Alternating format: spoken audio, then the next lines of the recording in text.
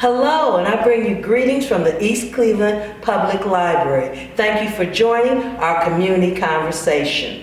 Today we have with us Kameron Murray Lavette. He is a mental health specialist, and he is going to share some very important information as it relates to grief.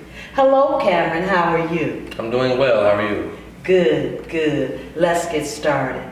How do you define, or how is grief defined? Grief is defined as a process a person goes through when they suffer a significant loss in their life, whether that be a loved one, family member, or a relationship. So the process of mourning a loss of someone. Okay. Is there a time limit on grief? No, there is no time limit on grief. Grief affects people differently. It varies. For some people, grief can last years. For some people, it can last months or even weeks. It all just depends on the person. And unfortunately, sometimes it can even last a lifetime. Correct. Yes, that is correct. Okay. What is considered to be the first step of grief?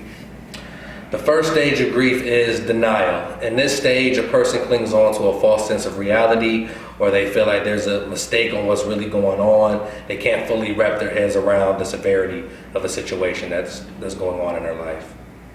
Okay. And I can see where denial could last for a short period of time or a lifetime as well, which could then increase and lead to more mental health issues. Yes, I agree. Yes, that's correct.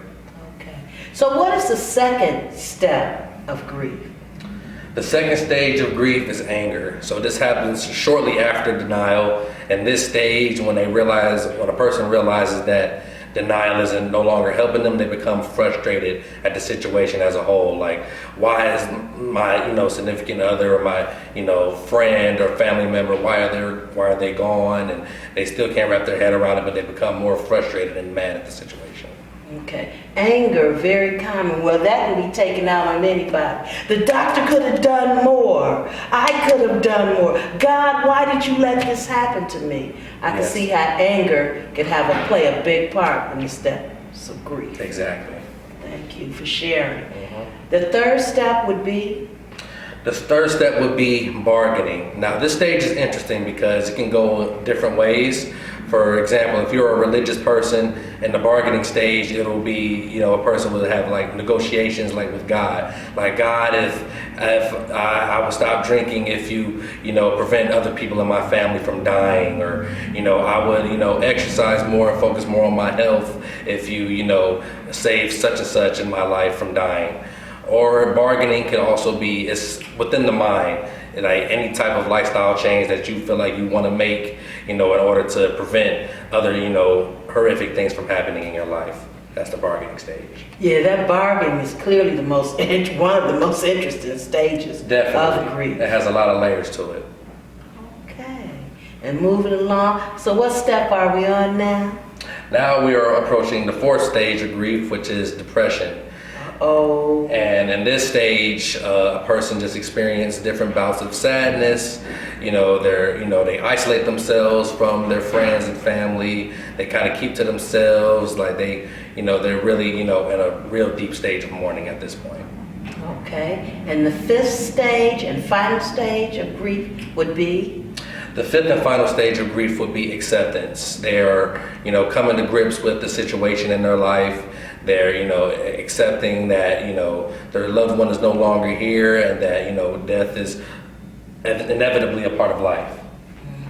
So basically, a person would have to move through the process. And at different junctures, you may get stuck, or it might take you longer to go from one step or one level, I'll say, stage to the next, correct? That is correct. Okay, yes. But the goal ultimately being to get through the process where it will allow someone to move on and then have a happier life or get back to their normalcy in their life, correct? Yes, that is correct, absolutely. Okay. Now, are there any pointers that you can give us as it relates to dealing with grief? When you grieving for too long, for example, what things should a person consider, or the family member that's supporting that person, what should they consider or do if this becomes an ongoing problem? Well, one quote I have to say in regards to that is, no person is an island. It's okay to ask for help. And during the stages of grief, a person may feel they need to isolate themselves in order to, get back to the person they once were. But it's okay to reach out to help if you need it. That doesn't make you weak. That makes you a strong person to be able to reach out and, value a support system that you have to get through these stages. Okay, thank you. And I'd like to thank you for joining us.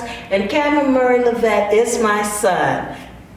Have a good day. Bye-bye.